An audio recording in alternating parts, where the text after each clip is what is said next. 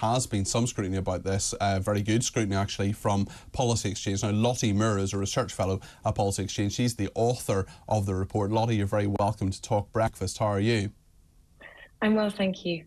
Lottie, I read a lot about this, and I read the summary, I read a lot of the detail of this. This is kind of terrifying. If there are parents watching this morning or listening this morning, maybe they're actually on the school run, bringing their kids to school, what is actually happening in our schools?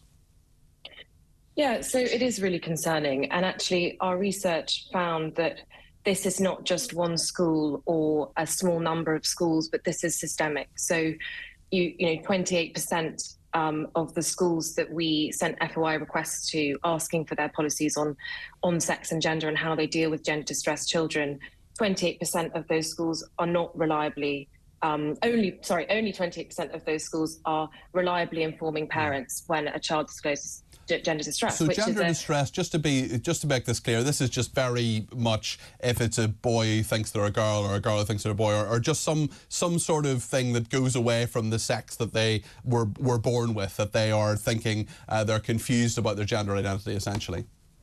Yeah, exactly. So it's a kind of form of body dysmorphia where a child expresses discomfort with their sex body and expresses the wish to change gender. So whether they're a teenage boy that thinks that they might be a girl, and they disclose that feeling to a teacher at school, a standard safeguarding protocol, which would be the case with any other kind of mental health concern, would be, unless there is a good safeguarding reason not to, that those parents should be informed when a safeguarding issue arises. So why are parents not being informed? Because this should be, you would think, you talk about safeguarding, and this is all to do with all sorts of problems with children, whether they're being radicalised, whether they're being brought into a gang. If teachers and other professionals in schools, or people who aren't teachers as well, have concerns, there are protocols to follow. But is it a lack of guidance, or what is the reason here? Is it woke teachers? What's going on? Yeah, so I think it's really important to show that, you know, I think parents and schools and teachers are united in wanting the best for children. There seems to be, because of the recency of this phenomenon, I mean, this is only really the last 5 years, the number of children that have been presenting with this issue has skyrocketed. And it's been schools that have been sort of left to deal with this influx of identity, and there isn't good guidance. So the Education Secretary in May last year, Nadine Zahawi, said that there would be transgender guidance that would be released. We're still waiting for that guidance, and schools really need it. A few of our requests came back and said, you know, we are waiting on the DfE guidance here. Mentioned, sorry to interrupt you, Lottie, you mentioned Nadine Zahawi there. I mean, we've had so many education secretaries. Do you think the government has a grip on this? I think there needs to be much further thinking on it. And I think that there's been a narrative that this is only one school and that it's not actually as big a problem, and that, you know, a lot of the women's rights groups, you know, are kind of over-egging this. And I hope that this report demonstrates that isn't the case, that this is systemic.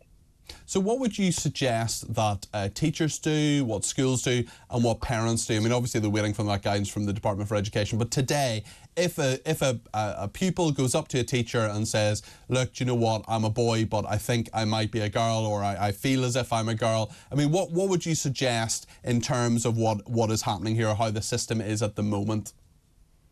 Yes, so the report makes a series of 9 recommendations, and there is standard safeguarding principles, protocols that schools know well. You know, these principles are well established, they're enshrined in the law, and they should deal with it like they would with any other safeguarding. So do they need guidance? I mean, a lot of the teachers and teaching unions and so on are saying we need guidance. I mean, if it's established in law, do they need that guidance? I think there needs to be more guidance on this issue, particularly because it is tricky, and I understand that. And I understand that there is a narrative that's particularly prevalent at the moment that, you know, we've got to be kind and we've got to be accommodating, and that needs to be balanced with the fact that social transition, which is when a child adopts the attributes associated with the different sex, so hairstyles, pronouns, etc., that is an active intervention. So Dr. Hilary Cass, whose report last year, which was commissioned by the NHS into the Tavistock Clinic, which is the gender identity service for children, made that very, very clear, but social transition is an active medical intervention that has no place in a school setting. So schools do not have the authority to be making these judgments. They are not medical practitioners, nor should they be expected to be. So we make a series of 9 recommendations. That's part of it as well, Lottie, isn't it? They shouldn't expect to make these massive decisions, and there should be these safeguarding ideas. And I mean, you've so much process, you've so much paperwork in schools, yet it seems that a lot of this is slipping under the radar.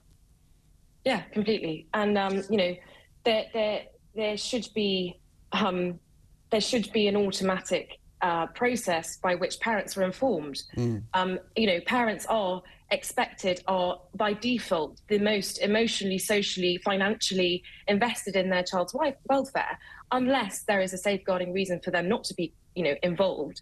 You know, the court is very clear that parents are, you know, children are best placed with their parents, and they have the responsibility for those children. And so it seems bizarre that, you know, in order to prescribe paracetamol to a child, you have to get parental permission. You know, a school can't prescribe paracetamol to a child without their parents' permission.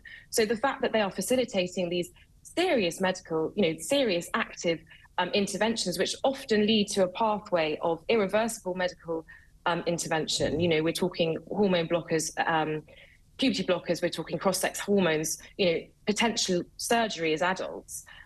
It's really, really bizarre that this is happening. Yeah. OK, Lottie, thank you very much indeed. Lottie Moore is Research Fellow at Policy Exchange, author of that very important report there on serious safeguarding breaches in secondary schools regarding gender. You can go to Policy Exchange's website to look at that. It's covered in all the papers as well. It's on the front page of the Mail and the Times, for example.